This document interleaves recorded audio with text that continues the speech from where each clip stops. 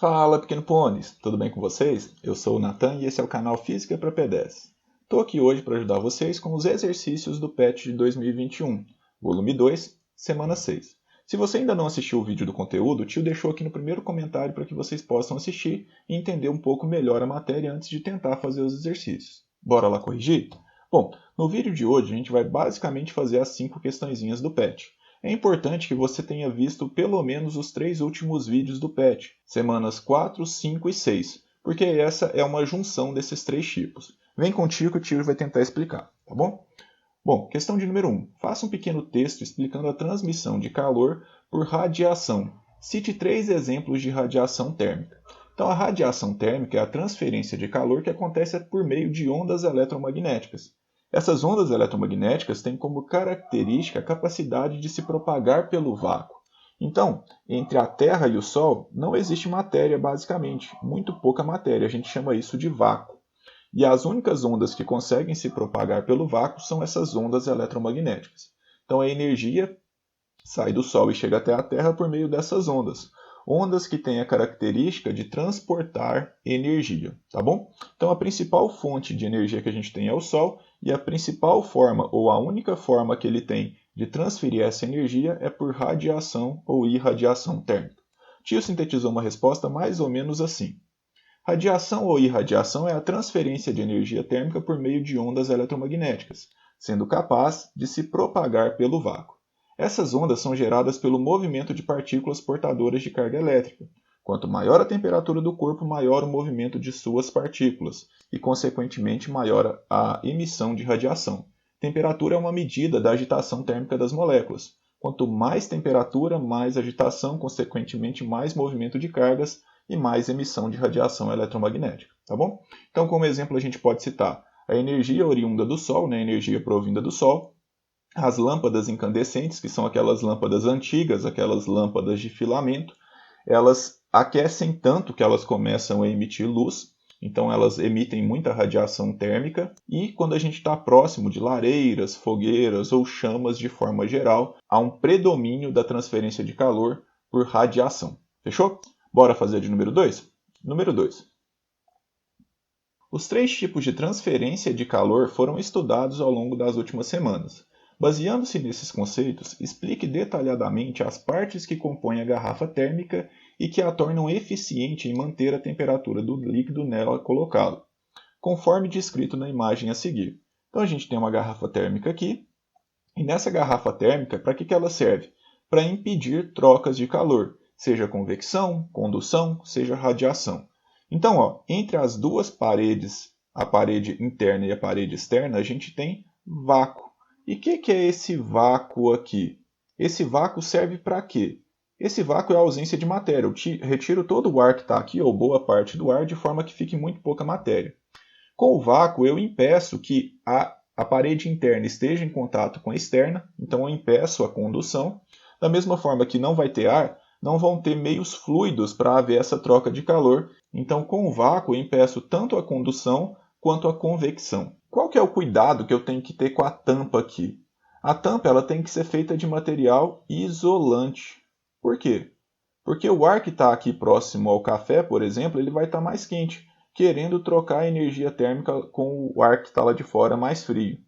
E aí a tampa sendo isolante, ela dificulta essa troca de calor, mantendo melhor a temperatura do líquido que tiver dentro da garrafa. E por que dessas paredes espelhadas? As paredes espelhadas elas servem para refletir a radiação térmica. E aí com isso eu minimizo as percas por radiação ou por irradiação. Então a garrafa ela foi pensada para impedir ou minimizar as trocas de calor. O vácuo e a tampa dificultam a condução, o vácuo também dificulta a convecção e as paredes espelhadas elas dificultam a radiação, uma vez que elas refletem a maior parte da radiação incidente. Tudo bem? Bom, então sintetizei assim a resposta. O vácuo formado entre as paredes internas e externas evita tanto a troca de calor por condução quanto por convecção térmica. A tampa deve ser feita de material isolante para evitar a troca de calor por condução. E as paredes espelhadas servem para refletir as ondas eletromagnéticas, evitando a emissão de calor por radiação térmica. Tudo bem? Ficou claro? Qualquer coisa deixa nos comentários que o tio tenta ajudar. Tudo bem? Bora fazer a questão de número 3? 3. Num dia quente, você estaciona o carro num trecho descoberto e sob um sol causticante. Sai e fecha todos os vidros. Quando volta, nota que o carro parece um forno. Esse fato se dá por quê? Bom, o carro funciona mais ou menos como uma estufa aqui. Como assim? O sol ele emite não só radiação térmica, ele emite também luz e raios ultravioletas. O vidro ele bloqueia a maior parte da radiação térmica, então uma parte dessa radiação ela volta.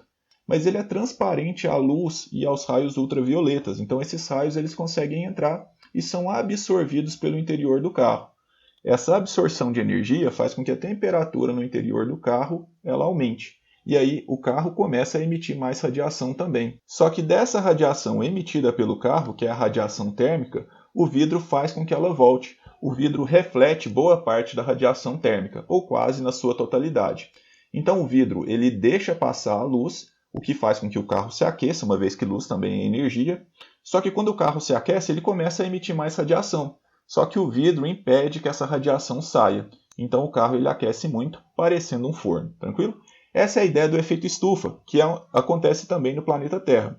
Por causa da atmosfera terrestre, a radiação que chega do Sol, uma parte já é refletida e a parte que entra, ela tem dificuldade de sair. E isso faz com que a temperatura média do planeta ela seja maior. Se não houvesse o efeito estufa, a temperatura média do planeta seria na casa de menos 15 graus Celsius, mais ou menos, o que dificultaria a vida como a gente conhece. Então, o efeito estufa ele é necessário para a vida da forma que a gente conhece, porque além de evitar as variações de temperatura extremas que aconteceria se não houvesse a atmosfera, ele também faz com que a temperatura média do planeta fique acima do zero, né? Que fica na casa hoje em dia de 16, 17 graus Celsius. O problema é que a gente está intensificando esse efeito estufa e aumentando a temperatura média do planeta, o que vai gerando o descongelamento das geleiras e tudo mais. O efeito estufa, de forma geral, ele é benéfico e natural. O problema é o seu agravamento, é o seu intensificamento, tá bom? A gente só aproveitou a questão para falar um pouquinho de efeito estufa aqui, tá? Bora responder aqui então? Então, por que o carro parece um forno? Porque o vidro é transparente à luz solar e opaco ao calor, às radiações infravermelho. Tudo bem? Bom, então a letra A já é a resposta correta. Letra B, o vidro é transparente apenas às radiações infravermelhas. Essas radiações infravermelhas são as ondas térmicas, então não, né? Ele não é transparente às radiações infravermelhas, e sim à luz. O vidro é transparente e deixa a luz entrar, isso é verdade, mas não justifica o carro ficar tão quente assim, né? O fato das ondas de calor não conseguir sair é que mantém o carro tão quente. E o vidro não deixa a luz de dentro brilhar fora. Não faz nem sentido a gente comentar essa aqui, tá bom? Bora fazer a questão de número 4? 2 veículos estão estacionados sob o sol, um branco e um preto. Qual deles aquecerá mais após certo tempo? Então a cor preta ela tem como característica absorver mais a radiação solar. Então da radiação incidente ela absorve boa parte e a branca e a metalizada elas têm a característica de refletir a maior parte dessa radiação. Como a preta absorve mais, ele acaba se aquecendo mais, porque ele está recebendo mais energia. E essa energia se converte em radiação térmica. Lógico que quando ele fica a maior temperatura, ele começa a emitir mais radiação térmica também. Mas ele sempre vai se aquecer primeiro do que o branco. Tranquilo? Bom, então o tio sintetizou mais ou menos assim. O de cor preta, uma vez que ele absorve mais radiação eletromagnética. Já a cor branca reflete boa parte da radiação incidente, aumentando menos a sua temperatura. Fechou? Bora para a questão de número 5, para a última questãozinha aí.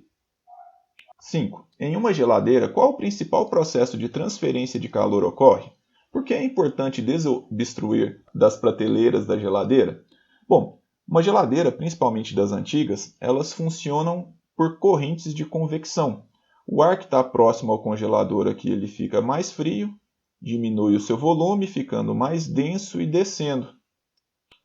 E o ar que está aqui embaixo, por estar mais quente, ele acaba estando a um volume maior, consequentemente menos denso, e subindo. As geladeiras antigas é que a troca de calor acontecia simplesmente de forma natural, por convecção. Minha avó tinha uma geladeira azul parecida com essa, acho que não estava tão velha, ou pelo menos na época que eu ia lá muito, mas isso não vem ao caso. A verdade é que as geladeiras atuais, elas têm grades até de vidro e a circulação do ar acontece por dutos de ar que passam atrás dela. Você pode perceber que na parte do fundo tem umas saídas de ar que acontecem de forma mecânica. Tem umas ventoinhas, uns ventiladores que ajudam nessa circulação. Mas as geladeiras antigas elas aconteciam simplesmente por convecção. Teve uma vez que minha avó cismou de forrar as prateleiras da geladeira e comprou uns forrinhos de galinha da Angola e colocou em todas as prateleiras aqui. A geladeira da avó ficou bonita pra caramba. O problema foi que ela parou de funcionar muito bem. A parte aqui de cima congelava e a parte de baixo não esfriava nada. E a avó ficou contrariada, querendo trocar a geladeira. Foi até que um tio meu percebeu os forrinhos lá dentro e sacou que quando a gente impede que o ar circule dentro dessas geladeiras antigas, que ela não vai funcionar muito bem, porque o calor não vai ser trocado, uma vez que não vão existir essas correntes de convecção. Tudo bem? Bora responder aqui então?